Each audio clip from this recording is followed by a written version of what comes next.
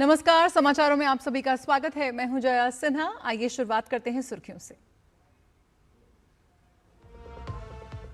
परमाणु ऊर्जा के क्षेत्र में महत्वपूर्ण समझौते पर पहुंचे भारत और ऑस्ट्रेलिया। भारत के लिए खुलेगा यूरेनियम सप्लाई का रास्ता। पीएम मोदी के ऑस्ट्रेलिया दौरे पर अन्य क्षेत्रों में भी महत्वपूर्ण समझौते।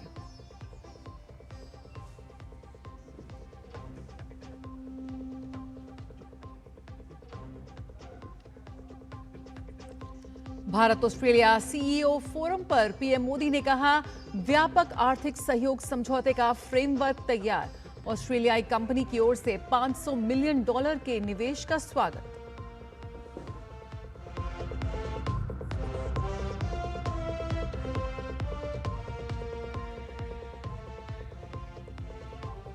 ईरान के चाबहार पोर्ट पर अमेरिका का हमला। जवाब में ईरान ने भी कुवैत और बहरीन में अमेरिकी बेस पर किया अटैक। कच्चे तेल के दाम में आज भी उछाल।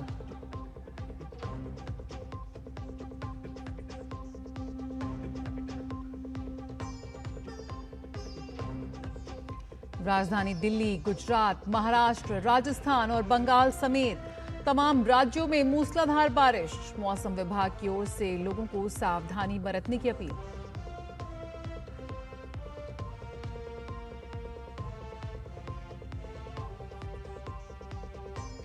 फीफा वर्ल्ड कप के लिए अब शुरू होंगे क्वार्टर फाइनल मुकाबले। देर रात फ्रांस और मोरक्को की भिड़ंत।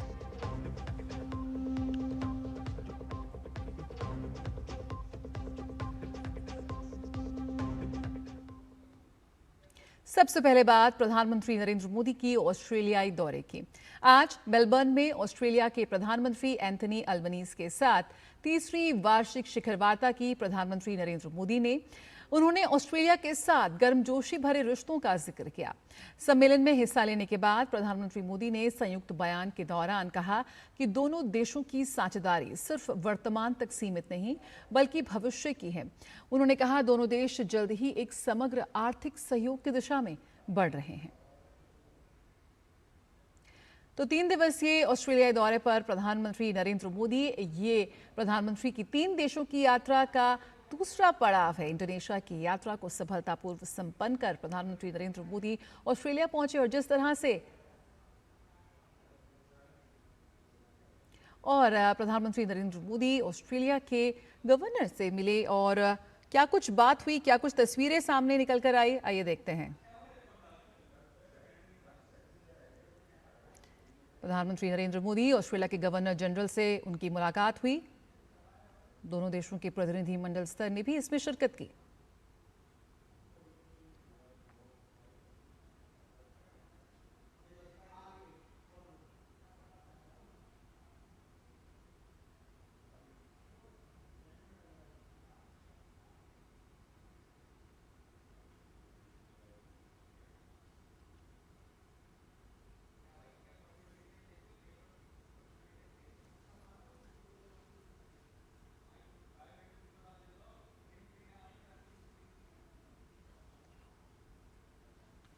तो मेलबर्न में ये मुलाकात हुई। प्रधानमंत्री मोदी के स्वागत से लेकर सीईओ फोरम और उच्च स्तरीय बैठकों तक आज के दिन के लगातार घटनाक्रम हम आपसे साझा कर रहे हैं। भारत ऑस्ट्रेलिया संबंधों के नए दौर की शुरुआत यहां पर हो रही है और यकीनन आज भारत और ऑस्ट्रेलिया की साझेदारी अब व्यापार से आगे बढ़कर एक व्यापक रणनीतिक साझेदारी बन चुकी है। और सबसे बड़ी ताकत यह है कि भारत और ऑस्ट्रेलिया, जिस तरह से प्रधानमंत्री ने जिक्र किया कि ये 2 मल्टीकल्चरल सोसाइटीज़ हैं और यहाँ पर दोनों देशों के प्रतिनिधिमंडल स्तर की बेहद महत्वपूर्ण मुलाकात। ऑस्ट्रेलिया की गवर्नर जनरल सैम मॉस्टन से मुलाकात की प्रधानमंत्री नरेंद्र मोदी ने।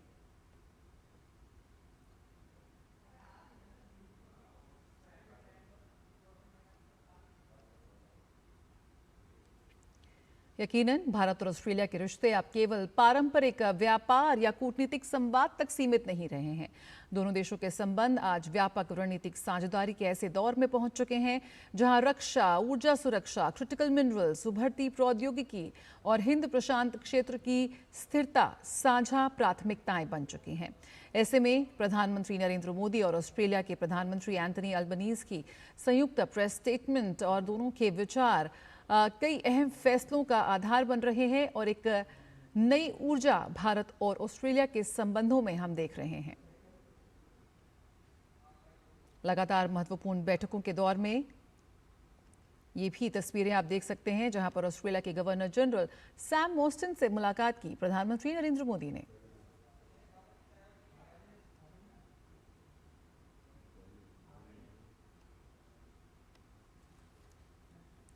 आज रक्षा क्षेत्र में दोनों देश सहयोग की नई ऊंचाइयों तक ले जाने की लिए सहमति बन चुकी है। रक्षा स्टार्टअप्स की बात करें और विनिर्माण को बढ़ावा देने के लिए भी Bharat Australia defence innovation corridor को विकसित करने पर यहां पर सहमति है।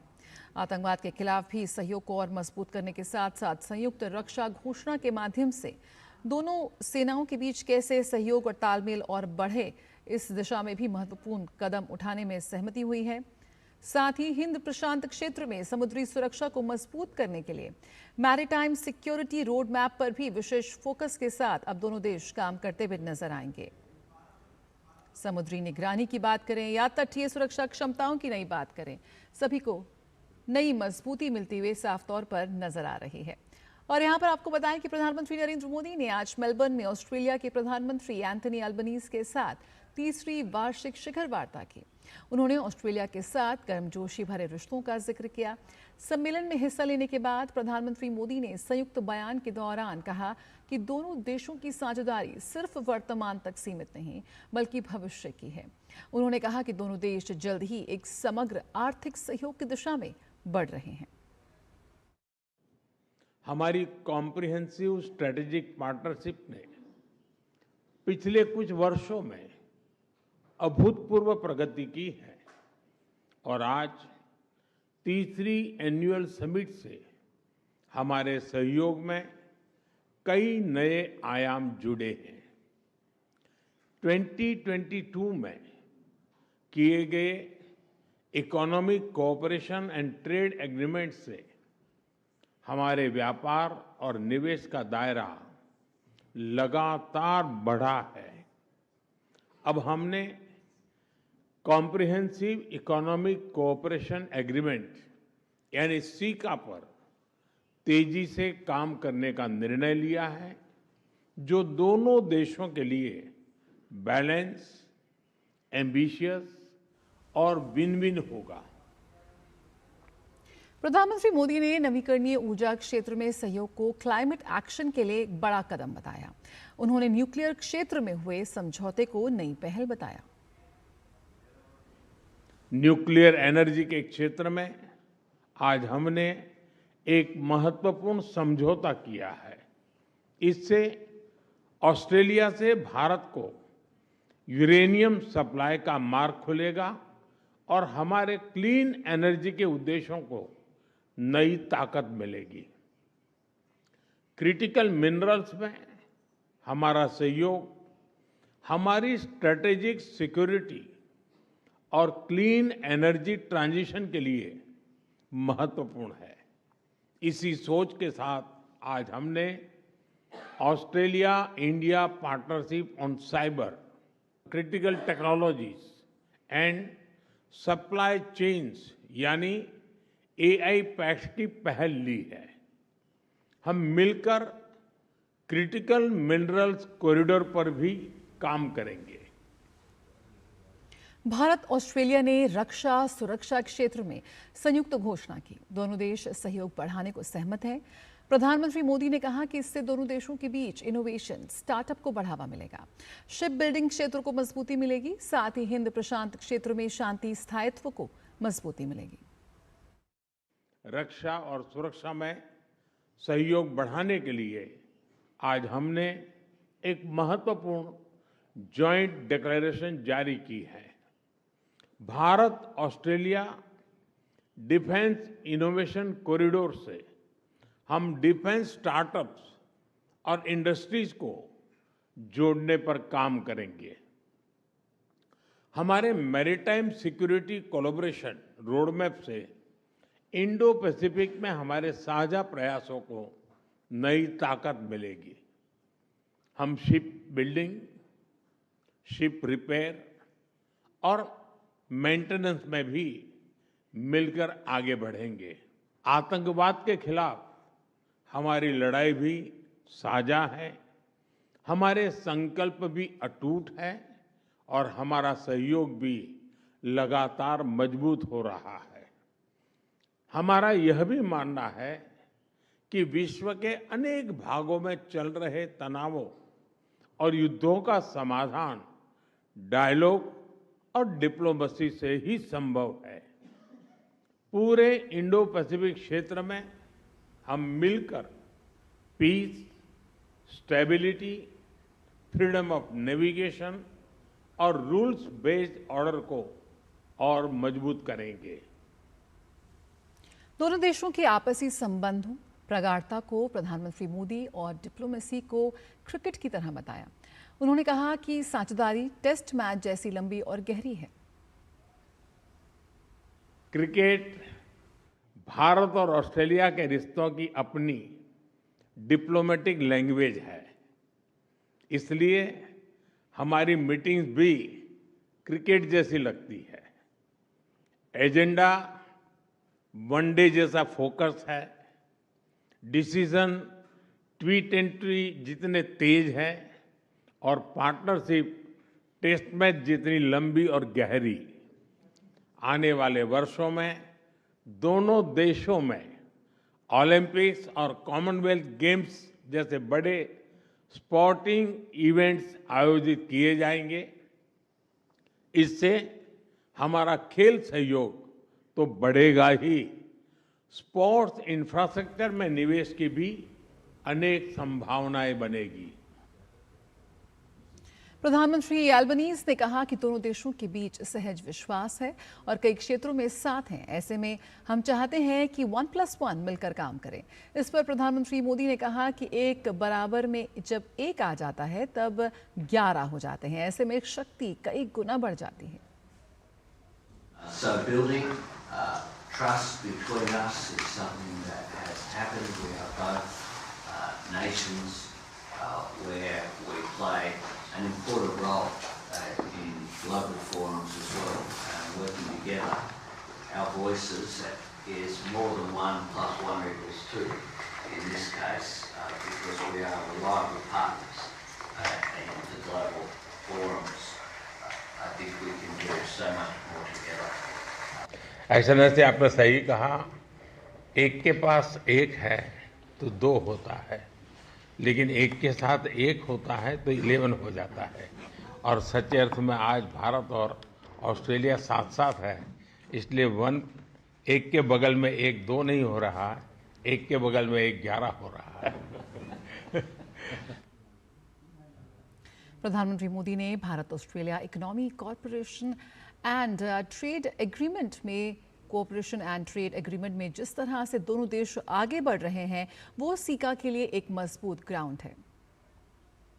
एक्टर को जिस तेजी से आपने यहाँ लागू किया, जमीन पर उतारा और सीका के लिए एक प्रकार से मजबूत ग्राउंड बना दिया है। और अब हमने बहुत तेजी से सीका में आगे बढ़ना चाहिए, क्योंकि हमारे लिए इतनी ऊंचाइयों को पाने का अवसर है, ये अवसर हमने गंवाना नहीं चाहिए। इससे पहले प्रधानमंत्री नरेंद्र मोदी का विक्टोरिया के गवर्नर हाउस में औपचारिक स्वागत किया गया। इस दौरान उन्हें गार्ड ऑफ ऑनर दिया गया। पीएम मोदी की ऑस्ट्रेलिया की ये तीसरी यात्रा है। भारत और ऑस्ट्रेलिया बदलती वैश्विक परिस्थितियों में करीब आए हैं और दोनों देश समान रणनीतिक हितों और व्यापक साझेदारी को साझा करते हैं। दोनों देशों के बीच कई क्षेत्रों में सहयोग का विस्तार हुआ है, जो भारत ऑस्ट्रेलिया संबंधों की मजबूती और विविधता को दर्शाता है।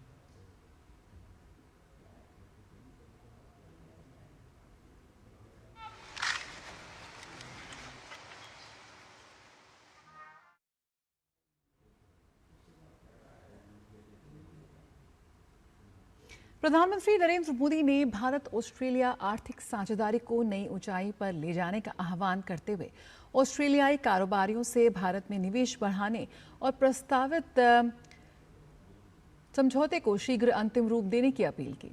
पीएम मोदी ने मेलबर्न में ऑस्ट्रेलिया इंडिया सीईओ फोरम और इकोनॉमिक रोड मैप बिजनेस कार्यक्रम को संबोधित करते हुए ये बात कही। और आइए सीधे चलते हैं भुवनेश्वर, जहां इस समय उपराष्ट्रपति CP Radhakrishnan Orissa deep sea fishing mission के लॉन्चिंग कार्यक्रम में बोल रहे हैं। Area and our control over the sea area is huge. India's possesses large amount of marine wealth, yet much of this potential remains untapped. And today is another day that we want to tap all our potentiality. For decades, most of our fishing activity remained close to the shore. Today, with the launch of this program, we are ready to look beyond the horizon. The deep waters of our EEZ and the high seas present immense opportunities for sustainable harvesting of high-value fish such as tuna. Until now, Bharat had not undertaken authorized fishing in the high seas under such a structured framework. The Union Budget 2025-26 recognized this untapped potentiality and announced an enabling framework for sustainable harnessing of fisheries from the EEZ and the high seas. This progressive framework enables our fishermen to venture confidently into these new frontiers. The high seas now represent a new chapter in India's maritime history. Every great nation grows when its people dare to explore the new possibilities. No single country can develop unless the people dare to explore all the possibilities and exploit all the potentialities for the wealth creation. And automatically, once the wealth is created, that will get distributed to every nook and corner of the society. I am particularly happy that the new framework places a fisherman at its very center. The fisheries rules for the EEZ and the guidelines for fisheries in the high seas in 2025 marks a new beginning in India. It gives priority to giving letter of authorization to fisheries cooperatives, fish farmer producer organizations, and the Indian fishermen. This is a powerful message. When individuals work alone, they do make progress, not in a big way. They do progress, but not in big way. When they work together, they create a transformation. That is, we have to understand, we have to work together. India's seafood today reaches more than 120 countries. During the last financial year alone, our exports touched an impressive of more than 73,000 crore rupees. This has been said by everyone. Why I am repeating that? We all have to remember one thing, that our quality is acceptable to the entire globe. That's why we are repeating why we have to remind the exports achievement. The world has developed confidence in the quality of Indian seafood now, but I firmly believe that our best achievements are yet to come. We should never be satisfied with what we have achieved. We have to always targeting the high and high so that we can exploit the entire potentiality with us. The High Seas Initiative can contribute greatly to this export growth. Our targets are definitely will be achieved by this new effort also. Digital authorization systems, vessel tracking, international certification, The other steps will help Indian seafood command even greater respect in premium global markets. If we enter into premier global markets, that means our progress has attained the global standards. However, as we pursue a growth, we must never forget our responsibility towards nature. The sea has nourished the humanity for thousands of years. It is our sacred duty to preserve it for thousands of years more. Sustainable fishing is a moral responsibility of us. The new guidelines are a positive step in the right direction. It is rightly emphasized compliance with the conservation measures and a firm stand against the illegal, unreported and unregulated fishing. किस तरह से भारतीय जो खाना है उसकी गुणवत्ता पूरे विश्व में मशहूर है। Orissa deep sea fishing mission के लॉन्चिंग कार्यक्रम में बोल रहे थे उपराष्ट्रपति, और कैसे इस क्षेत्र में, फिशिंग के क्षेत्र में और बेहतर तरीके से, सस्टेनेबल तरीके से काम किया जा सकता है, इसको लेकर बेहद अहम बातें उन्होंने वहां साझा की। रुकेंगे एक छोटे से ब्रेक के लिए, जल्द हाजिर होते हैं।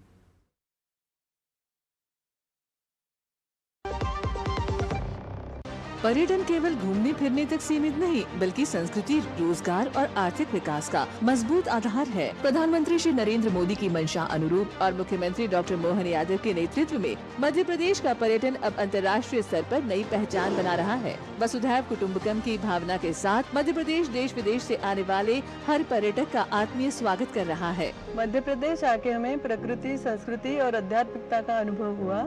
यहाँ की साफ सफाई, व्यवस्थाएं और लोगों का अपनापन हमारी यात्रा को यादगार बना गया। मध्य प्रदेश सरकार का बहुत बहुत धन्यवाद। ग्रामीण पर्यटन, वेलनेस और इको टूरिज्म जैसे नए क्षेत्रों पर विशेष फोकस के साथ मध्य प्रदेश सतत विकास और बेहतर पर्यटन अनुभव की दिशा में तेजी से आगे बढ़ रहा है। धार्मिक पर्यटन की दृष्टि से और अन्य पर्यटकों की दृष्टि से अगर कोई पर्यटक आए किसी राज्य में, हाँ हमें गर्व है, मध्य प्रदेश वो स्थान है जहाँ सर्वाधिक रूप से टूरिज्म का सेक्टर सबसे अच्छी गति से बढ़ा। मेरी पसंद, मेरी पसंद, मेरी पसंद, मेरी पसंद, हमारी पसंद, हम सबकी पसंद। मजबूत देश का मजबूत सरिया हो गया स्टील। हर जीत की शुरुआत होती है छोटे छोटे कदमों से, और हर छोटी तैयारी बदल सकती है पूरा नतीजा। क्योंकि मैदान हो या जिंदगी, छोटी से छोटी तैयारी ही देती है प्रोटेक्शन, और प्रोटेक्शन ही देता है भरोसा। जैसे LIC की बीमा लक्ष्मी, एक खास प्लान सिर्फ महिलाओं के लिए, जहां छोटी बचत दे बड़ी सुरक्षा, ताकि जिंदगी के हर मैदान में आप रहे हर पल के लिए रेडी। LIC बीमा लक्ष्मी, रखे हर पल के लिए रेडी। अंतर्राष्ट्रीय खबरों का रुख करते हैं। अमेरिकी सेना के ईरान पर हमले बुधवार को भी जारी रहे। बुधवार रात ईरान के दक्षिणी होर्मुज़गन प्रांत में कई धमाकों की आवाज़ सुनी गई, जिसमें 2 मछुआरों की मौत की खबर है। सरकारी समाचार एजेंसी के अनुसार दक्षिण पूर्वी चाबहार जिले में भी 3 धमाके सुने गए। इसके साथ ही बंदर अब्बास में धमाकों की कुल संख्या 8 हो गई है, जहां एयर डिफेंस सिस्टम को एक्टिवेट कर दिया गया है। इस दौरान US सेंट्रल कमांड ने सोशल मीडिया पर एक पोस्ट में कहा कि उसकी सेनाओं ने होर्मुज स्ट्रेट में नेविगेशन की आज़ादी के लिए खतरा पैदा करने की ईरान की क्षमता को और कम करने के लिए उस पर अतिरिक्त हमले शुरू कर दिए हैं। वहीं इन हमलों से नाराज ईरान के सर्वोच्च नेता के सलाहकार ने इस पर प्रतिक्रिया दी है कि और कहा है कि हमलावर दुश्मन को कड़ी सजा दी जाएगी। और खेल की खबरों में भारत और इंग्लैंड के बीच 5 मैचों की T20 सीरीज का चौथा मुकाबला आज ब्रिस्टल के काउंटी ग्राउंड में खेला जाएगा। भारतीय समय अनुसार ये मुकाबला देर रात 10 बजे खेला जाएगा। भारत के लिए ये मुकाबला करो या मरो का है। अगर भारत आज हारा तो टीम इंग्लैंड के खिलाफ ये सीरीज गंवा देगी। 2018 और 19 के बाद ये पहला मौका होगा जब भारत लगातार 2 T20 सीरीज हार सकता है। आज के मुकाबले में 15 साल के वैभव सूर्यवंशी से बड़ी पारी की उम्मीद होगी। उन्होंने अपनी शुरुआती 2 T20 इंटरनेशनल मुकाबलों में 14 और 13 रन बनाए हैं, यानी अब तक 2 मैचों में सिर्फ 27 रन ही बना सके हैं। वहीं बतौर कप्तान श्रेयस अय्यर को पहली जीत की तलाश होगी। इंग्लैंड सीरीज में 2-0 से आगे है। पहला मुकाबला बारिश के कारण बेनतीजा रहा था, जबकि दूसरे और तीसरे T20 में मेजबान टीम ने जीत दर्ज की थी।